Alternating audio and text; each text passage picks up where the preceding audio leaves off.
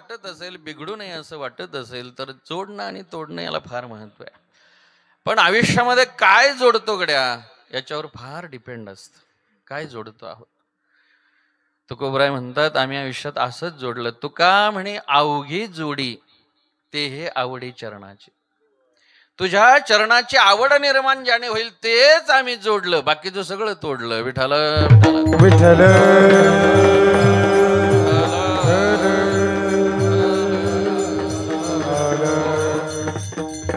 आणि म्हणून तोडणं आणि जोडणं या दृष्टीने विचार करत असताना त्याला परमार्थ असं म्हणतात. तडजोडीनं करावा लागतो तो संसार, पण जिथं तडजोड चालत नाही, मोडतोडच करावी लागते, तो परमार्थ आहे. संसारात कधी मोडतोड नाही करायचे, तडजोडीनं करायचा तो संसार करायचा, त्याच्यामध्ये मोडतोड नाही करायची. शहाणी माणसं संसार करत असताना कधीच मोडतोड करत नाहीत, तडजोड करतात. आणि तडजोड कशाला म्हणायचं? तडा गेलेला असला तरी जोड देऊन राहायचं, त्याला म्हणायचं तडजोड. संसारात तडा जात नाही का? आपल्या जीवनात सगळीकडे जर संसारात पाहिलं तर पदोपदी तडे गेलेलेच असतात. आता ते तडकलेलं जीवन सांगायचं ठरलं तर तुम्ही माझ्यावर तडकताल इतके तडे गेलेलीच असतात. संसार करत असताना या ठिकाणी सगळं बिघडलेलंच असतं. पण संत सांगतायत, संसार करत असताना जे वाट्याला आलंय गड्या ते अत्यंत आनंदाने स्वीकारायचं आणि जसं देवाने ठेवलंय तसंच राहायचं.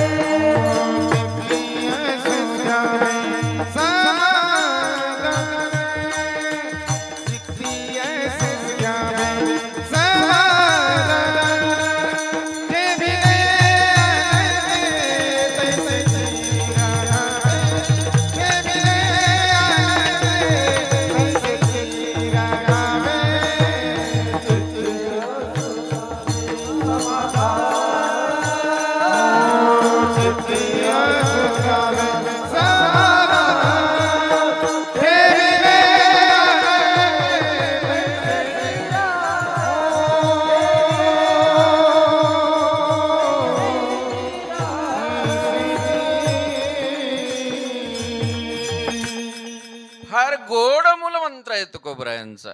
संसारामध्ये जर सगळ्यांचं होऊन जायचं असेल तर ठेविले अनंते तैसेचे राहावे, चित्ते असू द्यावे समाधान. समयासी सादर व्हावे, देवीला तैसे राहावे, देव देवीला तैसे राहावे, देव देवीला तैसे समयासी सादर व्हावे, देव देवीला तैसे राहावे, देव देवीला तैसे राहावे, देव देवीला तैसे राहावे. छान, टाळ्या वाजवा की त्यांच्यासाठी. सावता महाराज सांगतात, समयासे सादर व्हावे, देव ठेवील तैसे राहावे. संसार जसा प्राप्त आहे तो स्वीकारायचा, फार काही त्याची मोडतोड करत बसायचं नाही. अगदी खाली येऊन सांगायचं ठरलं, बायकोला एक डोळा नसला तरी तिला मृगनयनी म्हणायचं, तिला नाव नाही ठेवायचे, मग तरच तिचं प्रेम मिळेल. संसारात प्रेम मिळायचं असेल तर या ठिकाणी आहे त्या स्थितीला स्वीकारता आलं पाहिजे.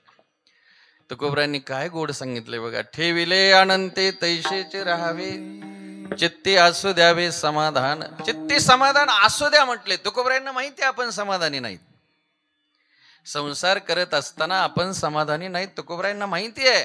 तुकोबराय म्हणतात, जरी संसारात तुम्ही समाधानी नसले तरी समाधान मानायचं. ऐका, जिथं समाधान मानावं लागतं त्याला संसार म्हणतात, आणि जिथं समाधान मिळवायचंच असतं त्याला परमार्थ म्हणतात. विठ्ठल विठ्ठल.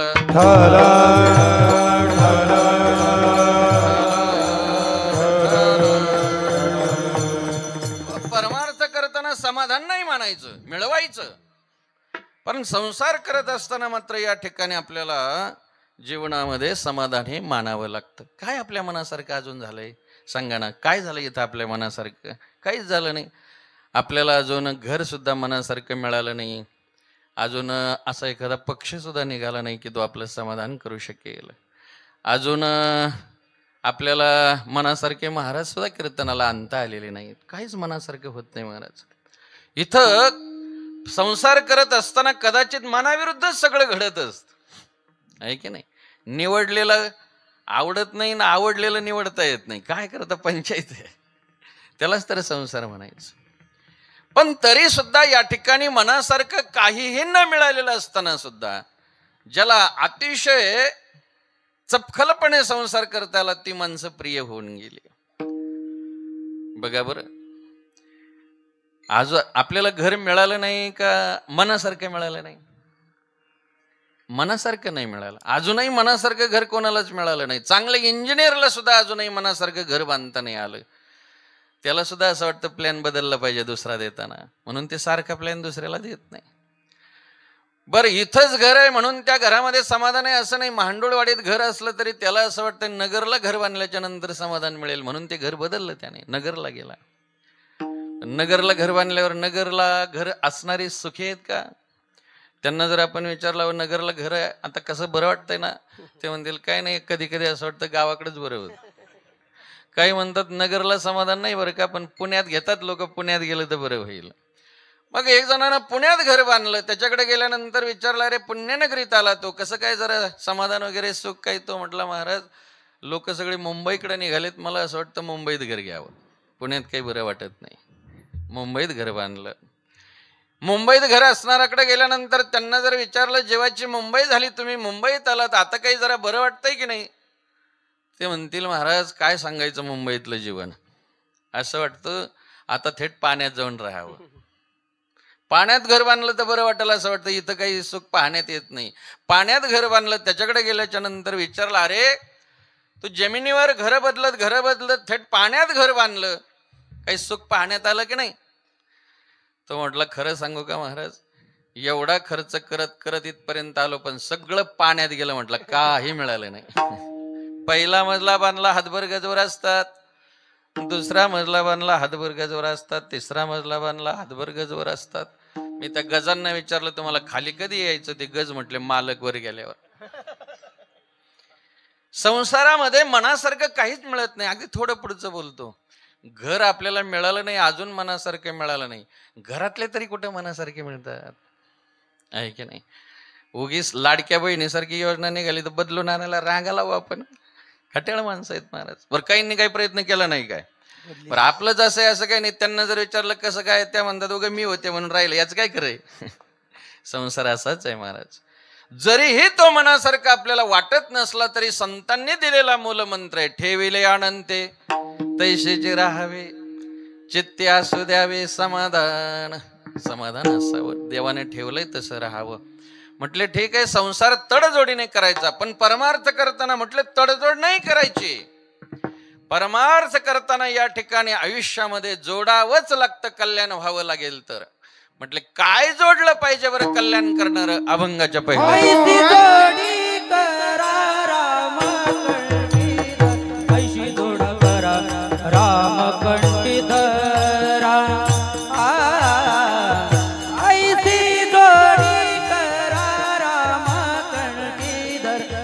जोडी करा राम कंठीधरा.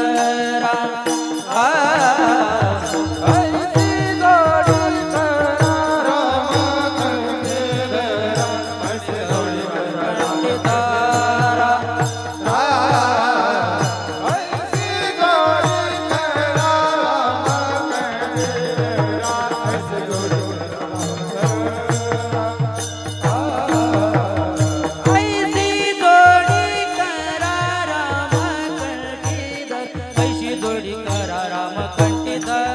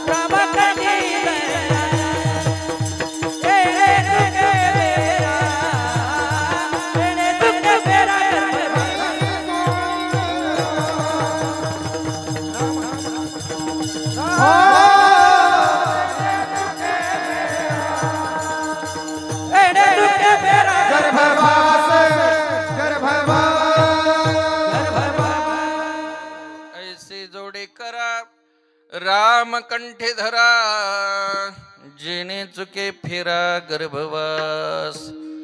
आयुष्यामध्ये जर आपलं जीवन या ठिकाणी सुखदायी व्हावं, सुखरूप व्हावं असं वाटत असेल तर काय जोडलं पाहिजे? तुकोबराय सांगतात राम कंठी धरा. काय होईल त्याने? जेणे चुके फेरा, आत्यंतिक दुःख निवृत्ती होईल.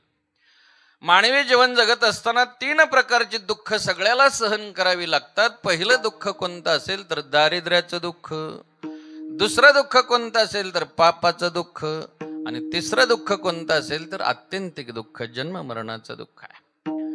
दारिद्र्याचं दुःख नाही असं कोण आहे महाराज? प्रत्येकाच्या जीवनामध्ये हे दारिद्र्य नक्कीच आपल्याला पाहायला मिळतं. काही परिस्थितीने दरिद्र्य असतात, काही मनस्थितीने असतात पण दरिद्र असतात असं पाहायला मिळतं. आयुष्य जगत असताना परिस्थितीनंही दारिद्र्य असू नये आणि मनस्थितीतलं सुद्धा दारिद्र्य शिल्लक राहू नये. परिस्थितीतलं म्हणजे आपलं दैन्य जावं असं वाटत असेल, जीवनामधली गरिबी जावी असं वाटत असेल तर तुकोबरायांनी सांगितलं आयुष्यामध्ये दारिद्र्य जाण्यासाठी धन जोडावं लागतं. धन जोडल्याशिवाय दारिद्र्य जात नाही. जोडलंच पाहिजे, पण कोणत्या मार्गाने? जोडणी या धन उत्तम व्यवहार, जोडणी या धन उत्तम व्यवहार, जोडणी या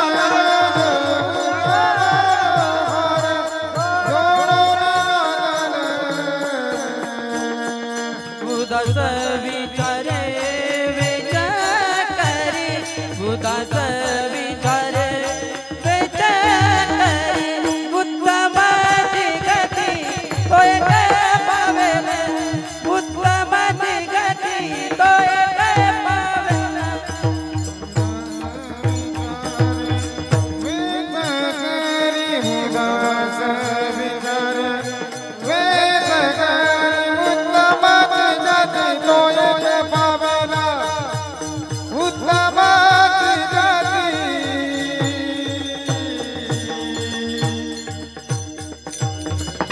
दारिद्र्याचं दुःख जावं वाटत असेल तर जोडोनिया धन उत्तम व्यवहारे, उत्तम व्यवहाराने आपल्याला धन जोडावं लागतं तर दारिद्र्य मिटतं.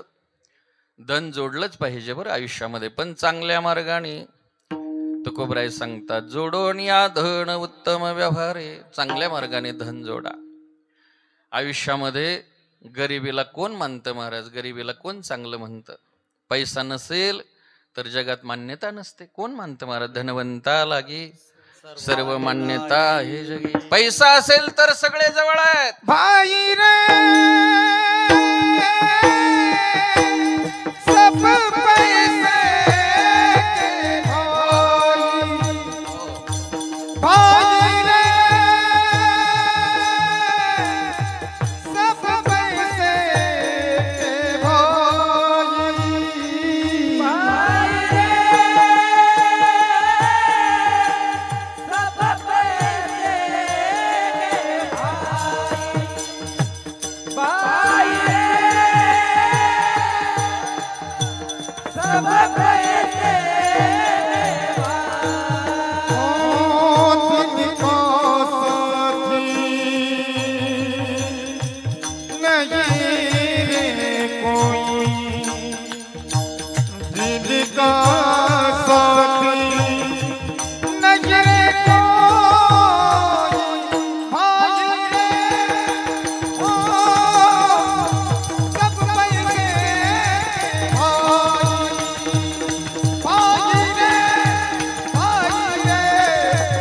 सब पैसे भाई सब पैसे भाई रे सब पैसे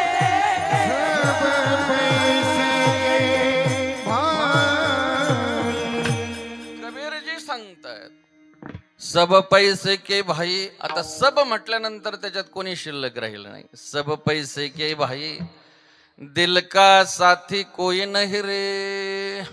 कोण इथं महाराज पैशाशिवाय प्रेम करणार आहे? सगळे पैशावर प्रेम करतात, आपल्याकडे वेळ नाही. पण एवढंच लक्षात ठेवा, जग पैशावर प्रेम करेल यात काय नवल आहे. पण जिच्याशी आपण लग्न केलेलं असतं ती पत्नी सुद्धा पैशावर प्रेम करते. भाऊ पैशावर प्रेम करतो. व्यवहार सांगतो मी आपल्याला. सगळे पैशावर प्रेम करतात. जोवरी चळन गा तोवरी म्हणती माझा. मानिती लहान थोर देह सुखाची आकाजा. मानतात तोपर्यंत गड्या. अन्नाला सगळे अण्णा म्हणतात. जोपर्यंत अण्णा आणत असतो तोपर्यंत. अण्णा जर आणायचं बंद झाला तर अण्णाच अण्णाला महाग होतो, अशी परिस्थिती आहे. जीवन जगत असताना इथं सगळे पैशावर प्रेम करतात. म्हणून पैसा सुद्धा मिळवला पाहिजे. पैसा भगवान नाही, लेकिन भगवान से कुछ कम नाही. पैसा माणसाकडे गरजेपुरता असलाच पाहिजे. चांगल्या मार्गाने तो मिळवलाच पाहिजे. मग नानांसारखी शेती करून मिळवावा, एखादी चांगली नोकरी करून मिळवावा, चांगला व्यवसाय कोणताही करून नोकरी या ठिकाणी करत पैसा मिळवला पाहिजे. परंतु एवढंच लक्षात ठेवायचं, तुकोबरायांनी जोडून या धन उत्तम व्यवहार एवढंच नाही सांगितलं. उदास विचारे वेच करी, हे त्याहून महत्वाचं आहे. पैसा मिळवल्याच्या नंतर तो सगळ्यांना वाटता आला पाहिजे. एकत्रित जमीन घेतली तर ती भावाला पण देता आली पाहिजे. असं घडत नाही. क्वचित कुटुंब असतात की भावाला सुद्धा सगळं देणारे, नाही का. नाहीतरी आपण जे मिळवलं ते सगळ्यांना दिलं की सगळ्यांचं होऊन जाता येतं. आपण मिळवतो ते सगळ्याला वाटत नाही, म्हणून आपलं कोणालाच काही वाटत नाही आणि आपल्यालाही त्याचं काही वाटत नाही. रामायण ऐकतो आपण, महाभारत ऐकतो गड्या, पण असे आदर्श कुटुंब आपल्याला क्वचित पाहायला मिळतात ज्यांनी रामायणाचा आदर्श घेतलेला असतो. बघा, दोन भाऊ भांडतायत. राम राज्य मिळवावं म्हणून का राज्य द्यावं म्हणून? राज्य द्यावं म्हणून. अयोध्येचं राज्य मध्ये आणि दोन भाऊ या ठिकाणी राज्य घेण्यासाठी भांडत नाहीयेत, देण्यासाठी भांडतायत. प्रभू म्हणतात भरता राज्य तुझं आहे, आणि भरतजी म्हणतात प्रभू राज्य तुमचं आहे. हा कोणता न्याय केला प्रभू तुम्ही? माझ्या आईनं जरी वर मागितले असले, भरताला राज्य आणि रामाला वनवास, पण भरतानं राज्य स्वीकारण्याच्या अगोदरच तुम्ही वनवास स्वीकारला. हा कोणता धर्म आहे? असं काय घडलं की तुम्हाला लगेच वनवासात यावं लागलं? हा भरत अजून राज्याचा राजाच झालेला नाही, राजा आपण आहात. आणि प्रभूने म्हणावं भरताला, नाही भरता, तुझा आणि माझा आहे वेगळा प्रवास, नाही का. अयोध्येचा राजा तू होई रंकमी वणीचा. तू अयोध्येचा राजा हो. दोन भाऊ राज्य देण्यासाठी भांडतायत. ते राज्य सामान्य नव्हतं, सज्जन हो. ते आपले आत्ता जे पाहतो आपण तशा पद्धतीचं नव्हतं. किंवा एखादा फार मौल्यवान प्लॉट वगैरे नव्हता, किंवा 2 एकर जमीन नव्हती ती एखाद्या शहरातली. अयोध्येचं राज्य म्हणजे नांगरताना जर सोन्याचा हंडा निघाला तर नांगरणारा मालकाकडे घेऊन जात होता. मालक, तुमच्या जमिनीत सापडला तुमचा आहे, आणि मालक म्हणायचा तुला सापडलाय तुलाच राहू दे. सोन्याने मोहरांनी भरलेला हंडा सुद्धा घेण्यासाठी भांडण नाहीये, जिथं देण्यासाठी भांडण आहे त्याला रामराज्य म्हणतात. इंद्राच्या दरबारात गेल्याच्या नंतर जोपर्यंत दशरथ राजा दरबारात आहे तोपर्यंत इंद्र आसनावर सुद्धा बसत नव्हता. त्याला सुद्धा माहित होतं की आलेला राजा आपल्यापेक्षा मोठा आहे, स्वर्गापेक्षाही श्रेष्ठ आणि समृद्ध असणारं अयोध्येचं राज्य. दोन भाऊ या ठिकाणी घेण्यासाठी भांडत नाहीयेत, देण्यासाठी भांडतायत. ही आमची संस्कृती आहे. मग निदान कमीत कमी भावाभावांनी एकतर आई वडील आहेत तोपर्यंत वेगळं निघू नये. जरी निघायची वेळ आली तरी सुद्धा एवढं लक्षात असलं पाहिजे, लहान्या भावानं मोठ्या भावाला म्हणावं, दादा आतापर्यंत तू सगळ्यांची शिक्षण केली, सगळ्यांची लग्न केली ना, मग 1 एकर तुला जास्त राहू दे. आणि मोठा भाऊ लहान्या भावाला म्हटला पाहिजे, अरे सगळा संसारातला कारभार मीच केला आतापर्यंत, तुला अजून काही या ठिकाणी त्यातलं जास्त माहिती नाही, तुला 1 एकर जास्त राहू दे. लहाना भाऊ मोठ्या भावाला म्हणतो तुला 1 एकर जास्त राहू दे, आणि लहाना भाऊ मोठ्या भावाला म्हणतो 1 एकर जास्त राहू दे, आणि मोठा म्हणतोय लहान्याला 1 एकर जास्त राहू दे. असं महांडोळवाडीत भांडण लागलं आणि थेट कर्जतला गेलं. का श्रीगोंद्याला? श्रीगोंद्याला गेलं का अजून? मला माहितीये अजून एकही गाव असं झालंच नाही तर महांडोळवाडी अपवाद थोडीच आहे. असं अजून कोणत्याच गावात भांडण लागलं नाही आणि ते अजूनही तालुक्याला कधी गेलंच नाही गड्या. मग कधी जाणार आहे हा प्रश्न आहे. किती रामकथा केल्यावर, किती भागवत कथा केल्यावर, बर कोणते महाराज आणल्यावर आपल्यात परिणाम होणार आहे? महंत आणल्यावर, महामंडलेश्वर, 8,000वाले, इंगळ्यावाले. सांगा की तुम्ही काय करावं लागेल हा बदल व्हायला. मला माहित आहे आपण 1 एकर अजिबात देऊ शकणार नाही, पण एवढा जरी बदल झाला ना की भाऊ भावाला कोर्टामध्ये बांधासाठी कधीच घेऊन जाणार नाही तरी आम्ही यशस्वी आहेत. भावा भावांनी निदान बांधासाठी का होईना कोर्टात कधी जाऊ नये तरी परमार्थ सफल आहे. पण आज कोर्टात सगळ्यात जास्त भांडणं कशाचे आहेत? घटस्फोट आणि बांध, दुसरं काहीच नाही महाराज. विठ्ठल विठ्ठल. हो हो, आम्ही आमची संस्कृती, आमचे संस्कार आणि अंतःकरणातला इष्ट बदल कधीच घडवून आणत नाही आणि लक्षात ठेवत नाही. सगळं बदललंय आम्ही जगातलं, संसारातलं, पण अंतःकरणात आमच्या कधीच बदल होत नाही. परमार्थ त्याला म्हणतात गड्या की ज्याला अंतःकरणात बदल करता आला पाहिजे. इथं आल्यानंतर या कुटुंबाकडे पाहिल्याच्या नंतर हा आदर्श पाहायला मिळाला. एकमेकावर प्रेम करणारी ही माणसं उगीच नाही घडत सज्जन भाऊ. नानांना सगळ्यांचं होऊन जाता आलं कारण त्यांच्याकडे देणे, उदास विचारे वेच करी. आपल्याला प्राप्त झालेलं वाटता आलं पाहिजे. धन मिळवल्याच्या नंतर त्याला फक्त दयेची जोड असेल तर माऊली सांगतात त्याला भगवंत होता येत. जेथ संपत्ती आणि दया दोन्ही वस्ती आली असता ठाया, ते जाण धनंजया विभूती माझी. अरे माझीच विभूती आहे जिथं धन आणि दया दोन्ही पण आहे. आणि म्हणून आयुष्यामध्ये धन जोडावं, पण एकच लक्षात ठेवावं, धनाने मान्यता मिळते पण धन्यता नाही मिळत. बरं विठ्ठल विठ्ठल.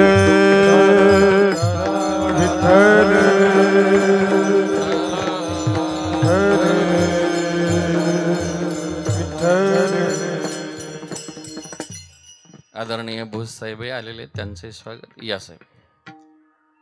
आदरणीय आमचे सुडके महाराज या ठिकाणी, महाराजांना वंदन आहे. बस सांगत होतं आपल्याला दारिद्र्याचं दुःख दूर व्हावं असं वाटत असेल तर धन जोडावं, पण एक लक्षात ठेवावं, धनाने मान्यता मिळते पण धन्यता मिळत नाही. धन्यता मिळवायची असेल तर दान करावं लागतं. दुसरी गोष्ट, पापाचं दुःख जावं असं वाटत असेल तर त्याच्यासाठी पुण्य जोडावं लागतं. कशानं पुण्य जोडता येतं?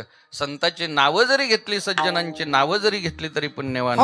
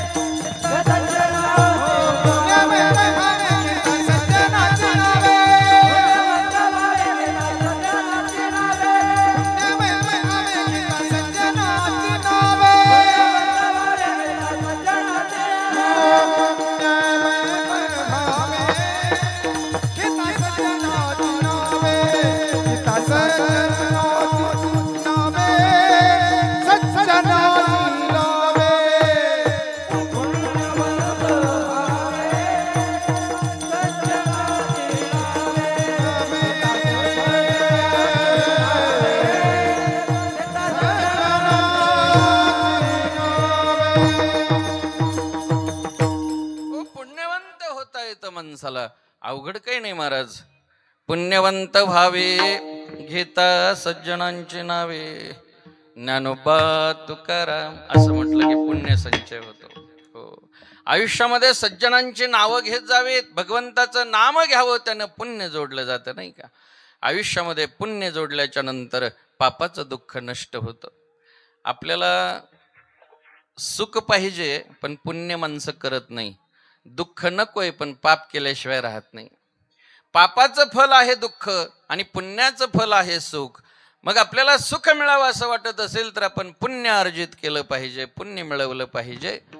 पुण्य जर जोडलं तर आपल्याला पापाच्या दुःखातून दूर होता येतं. आता पुण्य मिळविण्याचे अनेक मार्ग आहेत, आहे की नाही. ज्ञानेश्वरी वाचावी, ग्रंथ वाचन करावं, सर्वांवर प्रेम करावं, गावात सप्ताह असेल तर कीर्तनाला जावी, नाही देता आली तर दुसऱ्याला देण्यापासून दूर करू नये, हे सुद्धा पुण्यच आहे. आयुष्यामध्ये अन्नदान करणं सुद्धा पुण्य आहे. पुण्याचे अनेक मार्ग आहेत. जे जे सत्कर्म घडेल गड्या ते त्यातून आपल्याला पुण्य प्राप्त होतं. ऐपतीप्रमाणे करत जावं. तुकोबराय सांगतात, नका घालू दूध जयामध्ये सार, ताकाचे उपकार तरी करा, नेदा तरी नका देऊ अन्न. जरी अन्नदान नाही करता आलं, फुकाचे जीवन तरी पाजा, फुकटचं पाणी तरी तांब्याभर देत जावं माणसाने. कदाचित अशी माणसं तुकोबरायांनी पाहिली असतील, फुकटचं पाणीही न देणारे. म्हणून तर तुकोबराय लिहितात, फुकाचे जीवन तरी पाजा, नाही का. पण माणसं जगत असताना कधी कधी पाणी सुद्धा देत नाही महाराज. असली काही कुटुंब असतात, असली काही माणसं असतात. एक झोपाळ्यावर श्रीमंत बसलेला होता बंगल्याच्या समोर. एक वारकरी दादा रस्त्याने चाललेला, अहो शेठजे तांब्याभर पाणी द्या की तहान लागली.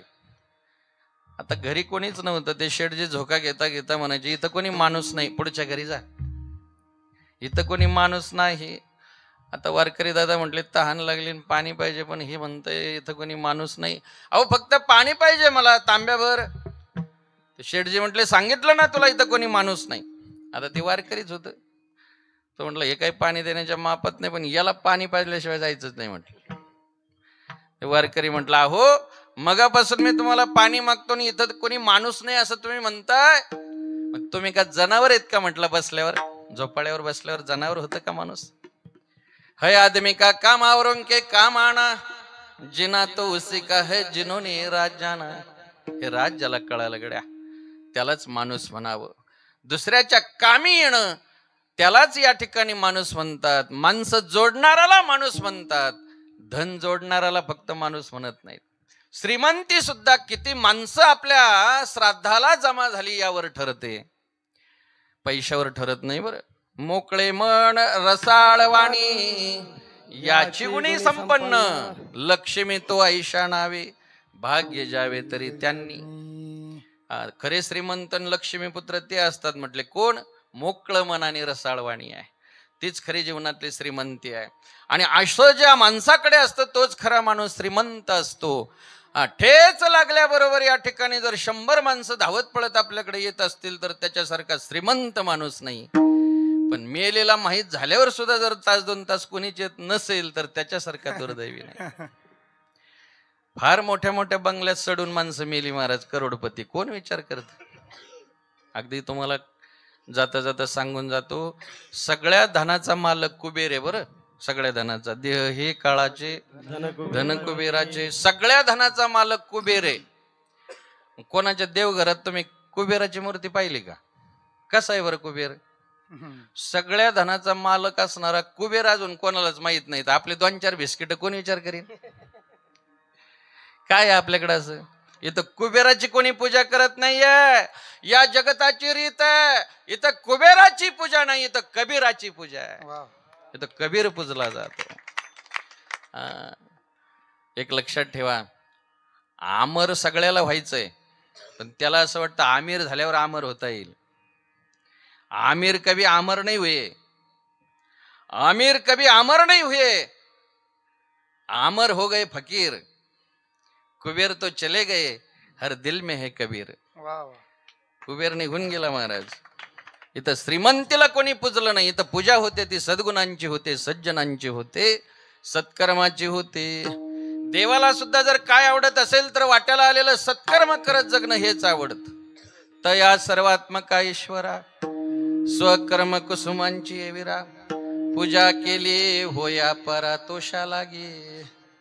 म्हणून ती पूजे रिजलेनी आत्मराजे, वैराग्य सिद्धी देई जे पसायतया. भगवंत सुद्धा प्रसन्न होतात अशा व्यक्तीवर आणि त्याला वैराग्य रूपी प्रसाद देतात. चालता बोलता जीवन शरीर ठेवता येतं महाराज, हा देवानं दिलेला प्रसाद असतो. झाकलिया घटीचा दिवा नेनी जे काय झाला केदवा, या रीती जो पांडवा देह ठेवी.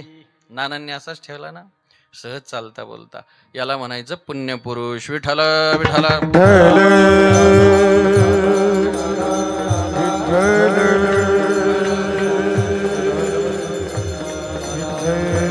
त्याच्यासाठी पुण्य करावं लागतं महाराज, तर आपल्याला या पापाच्या दुःखातून निवृत्त होता येतं. म्हटलं आत्यंतिक दुःख जाण्यासाठी, जन्म मरणाचा फेरा चुकविण्यासाठी तुकोबराय म्हटले त्याच्यासाठी आपल्याला राम जोडावा लागेल. ऐशे जोडे करा रामकंठे धरा. काय होईल त्याने? जेणे चुके फेरा करे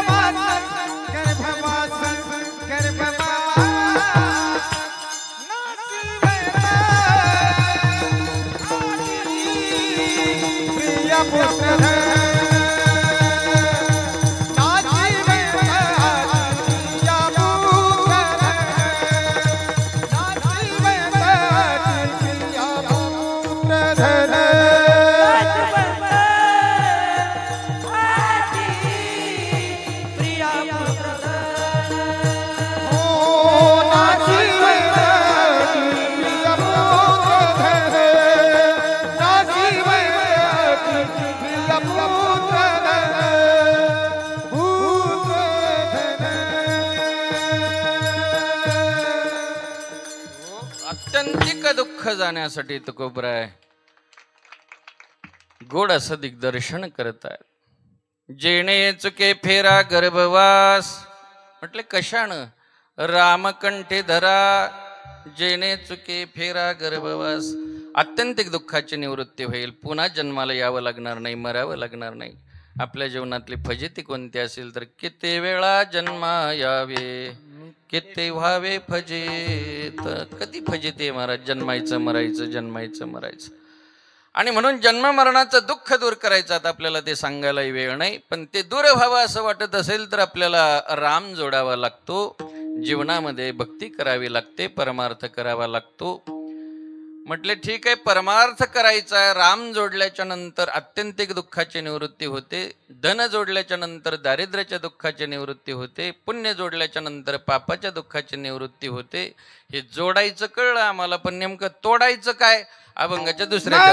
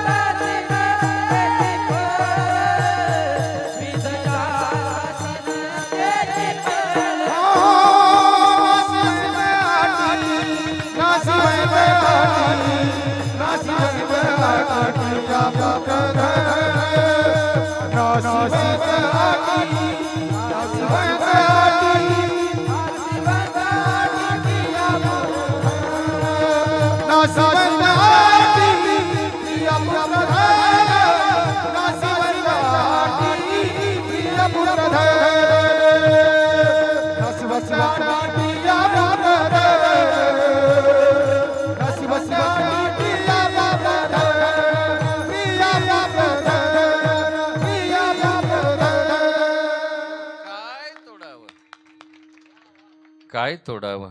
तुकोबराय म्हणतात, जे तोडायचं ते ऐका. आसक्ती तोडावी. कशाविषयीची? प्रिया पुत्र धन याच्यामध्ये आपण अडकलेलो असतो. आपल्याला असं वाटतं हे सतत आपल्यासोबतच राहणार आहे, हे कधी नाश पावणार नाही, अशी एक आपली धारणा असते, आणि तिथंच आपला सर्व नाश होतो. जीवनामध्ये ज्याला खऱ्या अर्थाने आनंदी व्हायचं असेल त्याला सतत हे स्मरण असलं पाहिजे की एक दिवस आपल्याला बायको सोडून जाणार आहे, म्हणजे मरणार आहे. बरं, आता तर मरायची गरज नाही, आता मोबाईलने अलीकडे सगळं बरंच घडायला लागलंय. अवघडच झालं महाराज, जाऊ द्या. भयानक परिस्थितीकडे आपली वाटचाल चालू आहे. कुठेतरी आदर्श असणारी ही सत्पुरुष मंडळी जाणं म्हणजे फार मोठी उणीव आहे समाजाची. ऐका, खऱ्या अर्थाने आपल्याला असं वाटत असतं की या ठिकाणी आपण पिढ्यान पिढ्या असेच नवरा बायको राहणार आहेत. ज्याच्या ध्यानात आहे ना की आता एक दिवस आपल्याला पत्नी सोडून जाणार आहे, ते फार एकमेकावर प्रेम करतात. एक दिवस जग सोडून जाणार आहे, निदान 50 ओलांडणाऱ्यांनी तरी बायकोशी चर्चा केली पाहिजे की नाही जेवत असताना. हे बघ, 50 वर्ष झाले बरं, आता आपलं वय या ठिकाणी 50 ओलांडतंय. गेली 5-25 वर्ष आपण एकत्रित आहोत दोघं. आता कधी कोणाला जावं लागेल काही सांगता येणार नाही. आत्तापर्यंत आपण दोघांनी बहुतेक घुंबलच घातली आत्तापर्यंत, पण आता प्रेमाने राहू. उरले ते हरी तुम्हा समर्पण. 10-5 वर्ष आता आपल्याला कुठे मिळतात की नाही जगायला. आता तू मला वाईट बोलायचं नाही आणि मी तुला वाईट बोलणार नाही. याला म्हणायचं आसक्ती तोडणं. जो आसक्तीत अडकतो त्याची फसवणूक होते. आणि जो या स्थितीला येतो, ज्याला या नश्वर बाबी या त्याचं ज्ञान होतं, त्याचा परिणाम बदलतो. जसं ज्ञान तसं परिणाम असतो बघा आयुष्यात. आपण आसक्तीलाच भक्ती समजली म्हणून सर्वनाश झाला. विठ्ठल विठ्ठल.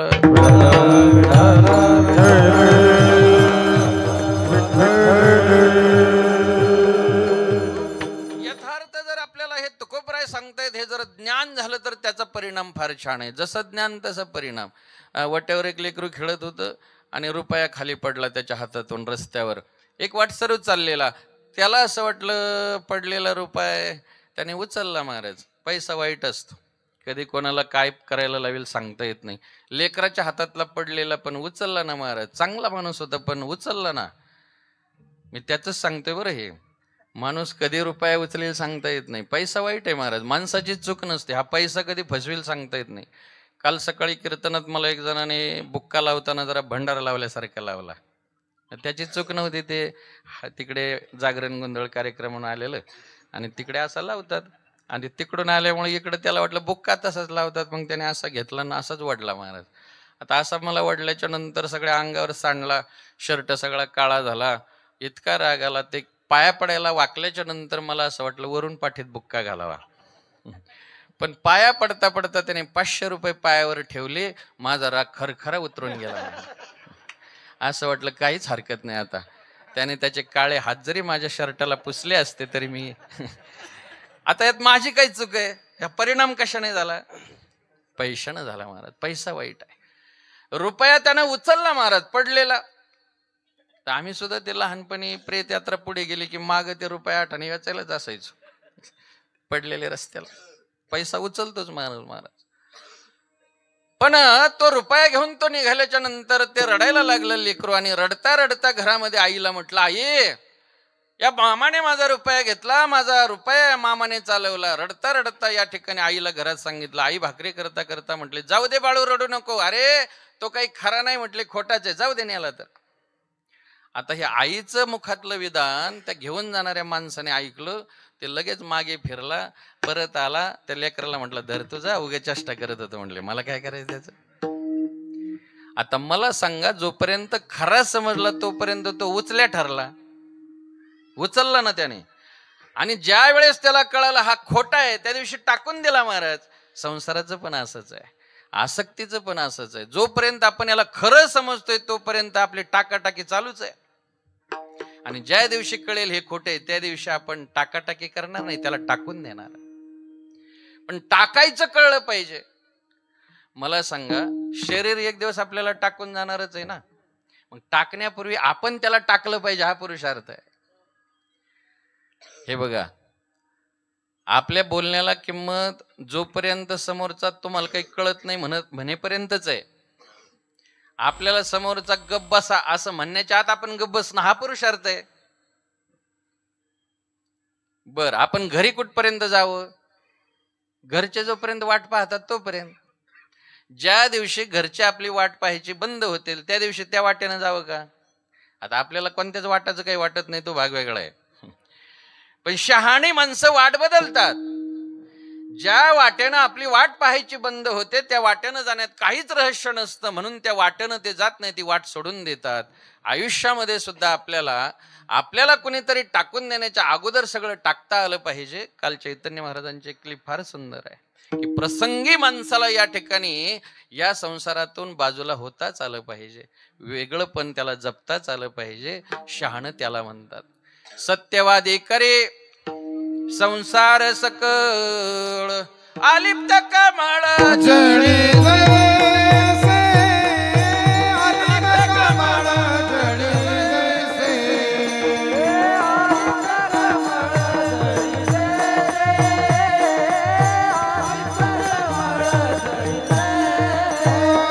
सत्यवादी करे संसार सकळ आलिप्त कमळ जळी जैसे, आलिप्त कमळ जळी जैसे.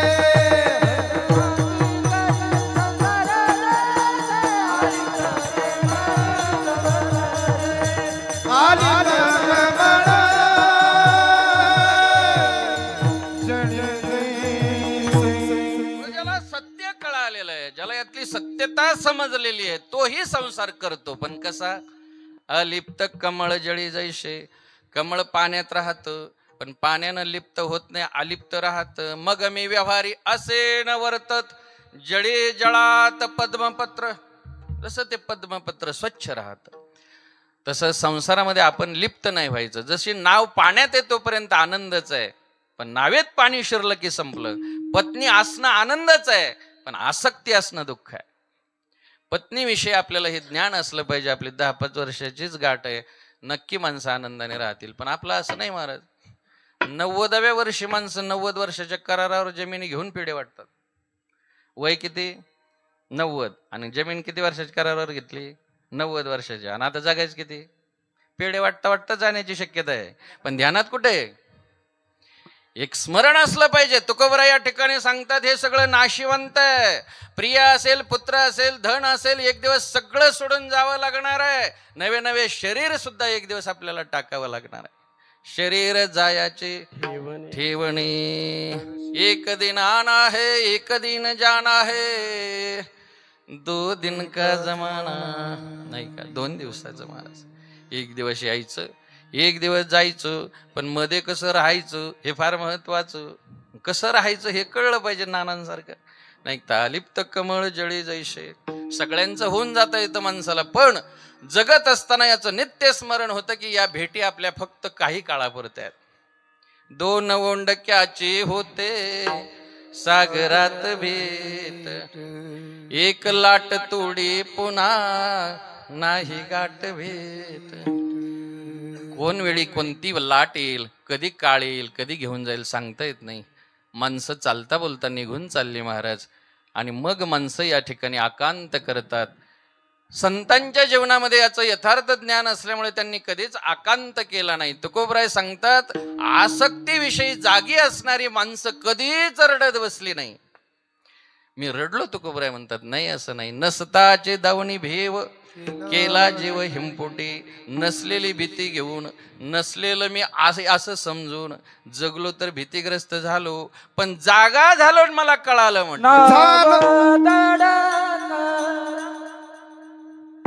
झालो तेव्हा, झालो तेव्हा कळले जागा, झालो तेव्हा, झालो तेव्हा कळले जागा, झालो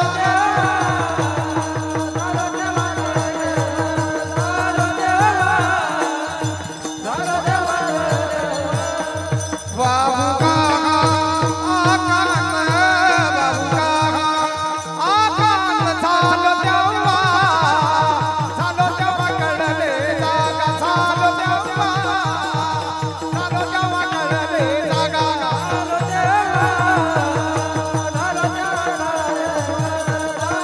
तेव्हा, झालो तेव्हा, झालो तेव्हा, कळले जागा, कळले जागा. क्या बात आहे. झालो तेव्हा कळले जागा. जागा झालो मला कळालं काय. उगीच सगळं काही भीती घेत होतो, उगीच हे सगळं माझं म्हणत होतो, उगीच मी सगळं खरं समजत होतो, पण मला कळलं नाशिवंत आटे, प्रिया पुत्र धन, बीज ज्याचे शीन तेची फळ. हे जर आपण आसक्तीत राहून जगलो तर मग शीन होतो महाराज. आज आपण सगळी शिनलेली माणसं आहेत. आपण दमलेली माणसं का रमलेली माणसं? काय वाटतं आपलं? आपण परीक्षण करा. आपण रमलो का दमलो? दमलो ना. बोलता बोलता माणसं म्हणतात, काय करा महाराज, नको नको झालं बा. समजायचं याची जिरली म्हणून. प्रयत्न निश्चिंतीचाच होता, कुठेतरी आपल्याला शांती मिळेल, निश्चिंती मिळेल. निश्चिंती तर मिळाली नाहीच, पण निश्चिती झाल्याशिवाय राहिली नाही. का? आसक्तीमुळे. मग भक्तीमुळे निश्चिंती प्राप्त होते. संत सज्जनी मांडिले दुकान, जे जया पाहिजे ते आहे रे. भोगते न मोगते फुकाच साठे, कोण तयाकडे न पाहे रे. नाचत जाऊ त्याच्या गावार खेड्या, सुख देईल विसावर. नाचत जाऊ त्याच्या गावार खेड्या, सुख देईल विसावर. कुठं सुख आहे, कुठं विसावा आहे. सुख वाटे हेची ठाई, बहुपायी संताच्या. म्हणून ते सुख मिळविण्यासाठी आपल्याला या ठिकाणी काय करावं लागेल? अभंगाच्या तिसऱ्या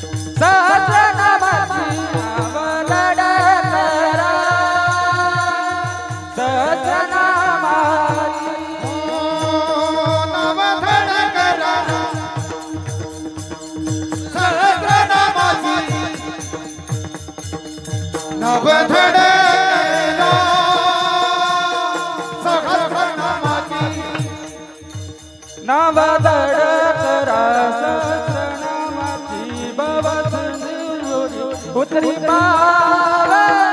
नाशिवंत प्रिय पुत्र नाशिवंत प्रिय पुत्र नाशिवंत प्रिय पुत्र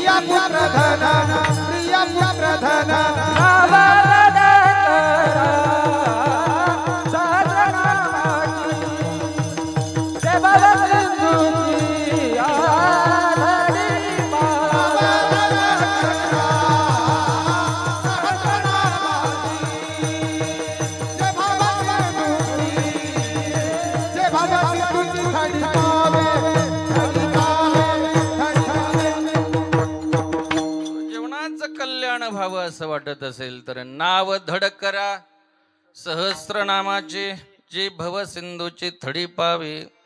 परमार्थ धडाचा करा म्हटले. एकतर धड धड आहे तोपर्यंतच करा. हे जे धड आहे हे धडाचं राहीपर्यंत असेपर्यंतच करता येतो.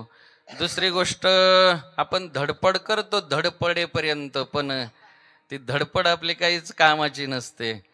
धड आहे तोपर्यंत धडाचा परमार्थ करावा, म्हणजे चांगला करावा, नीटनाटका करावा, नाही का? उगीच कसाही करून नाही, तडजोडीनं नाही. काही ठिकाणी माणसं म्हणत असतात माईक सुतळीने बांधलेले आहेत आमचे 2-4 जण येतील टायमाला, ते गैरहजर म्हणले घ्या दखून. आता कसं दखून घ्यायचं? सगळं जिथल्या तिथं लागतं असं, त्याला परमार्थ म्हणतात. माणसं संसारात तडजोड करीत नाही, तिथं मात्र वाढदिवस अगदी यथोचित होतो पोराचा. ते सांभाळताय की नाही माहित नाही पुढं. पण परमार्थ कीर्तन म्हटलं की माणसं बरेच अशा असतात ज्यांना ज्ञान नसतं, ते घ्या धकून. परमार्थात धकून घ्यायचं नाही, परमार्थामध्ये धडाचंच असलं पाहिजे सगळं. हे असं सगळं आहे तसं, नाही का? विठ्ठल विठ्ठल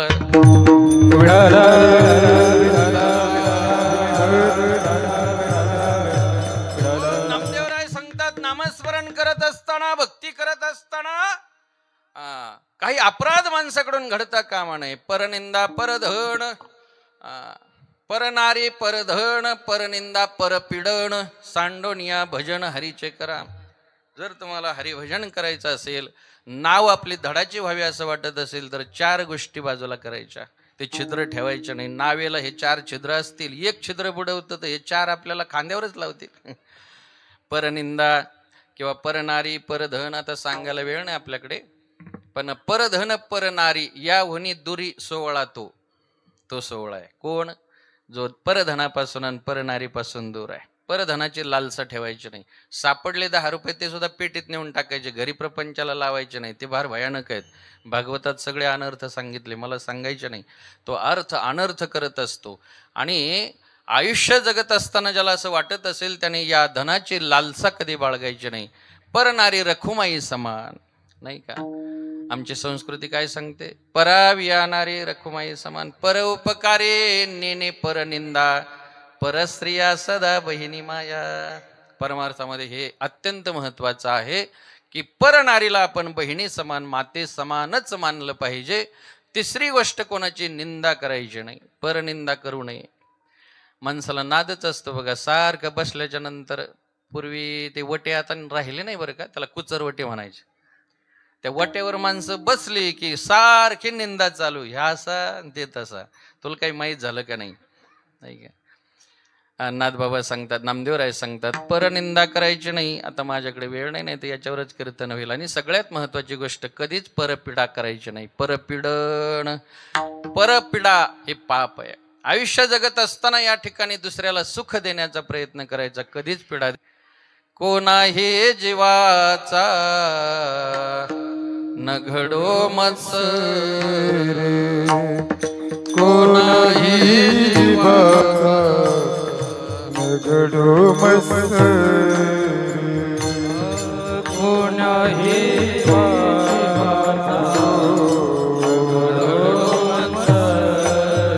ऐकाकडे ऐका, जीवानं जगत असताना सृष्टीकडे जर आपण पाहिलं तर इथं कोणीही कोणाची निंदा करत नाही, मत्सर करत नाही. डोंगराच्या सूर्यानं वर यावा, समंत उजळून टाकावा, चंद्रानं जग शीतल करावं, झाडाझुडपांनी आपलं वैभव या जगाला वाटावं, गंगा नदीनं दुर्गम ठिकाणी जन्म घ्यावा, इतरांचं जीवन फुलवत फुलवत मार्गक्रमण करावं. तपती धरती पर पतितों को पेड़ देता है साया, अपना फल भी स्वयं न खाकर जीवन उसने सफल बनाया. झाडं उन्हात वाढतात, आपल्याला मात्र सावली देतात.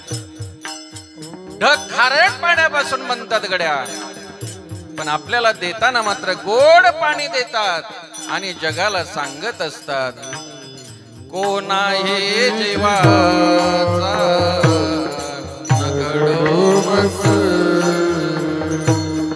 कोणाही जीवाचा अजूनही सिंहाला भूक लागली तर दुसऱ्या सिंहाला फाडून खात. अजूनही कुत्र्याला तहान लागली म्हणून कधी ते दारू पित नाही. अजूनही उन्हाळा आला की ऊन पडतंय, पावसाळा आला की पाऊस पडतो गड्या, हिवाळा आला की थंडी येते. इथं सगळी इमानदारी भरलेली आहे, पण सगळ्यात गोमटा असणारा माणूस मात्र बेईमान झाला. कसा बेईमान झाला? बँकेवाल्याला सुद्धा आपला पेन दोरीनं बांधून ठेवावा लागतो. कोल कुत्र नेईल म्हणून का माणूस नेईल म्हणून? माणूस नेणार आहे. मेडिकल वाल्याला कात्री दोरीनं बांधून ठेवावी लागते. वाघ सिंह नेईल म्हणून की माणूस नेईल म्हणून? माणूस नेणार आहे. पानपोई टाकणाराला सुद्धा ग्लास साखळीनं बांधून ठेवावा लागतो. कोल कुत्र नेणार आहे म्हणून नाहीये, माणूस नेणार आहे.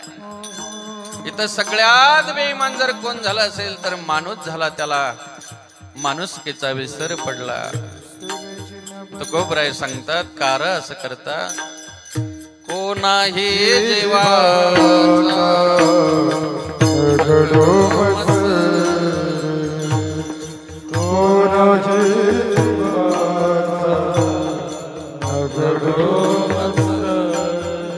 साने गुरुजी सांगतात, वाटेतला काटा उचलावा, दुःखितांजवळ बसावं, गरिबाचे अश्रू पुसवावेत,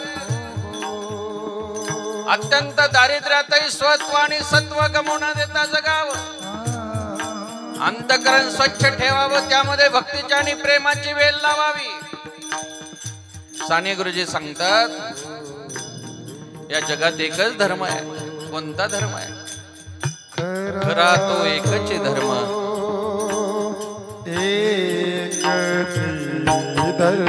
क्या बात खरा तो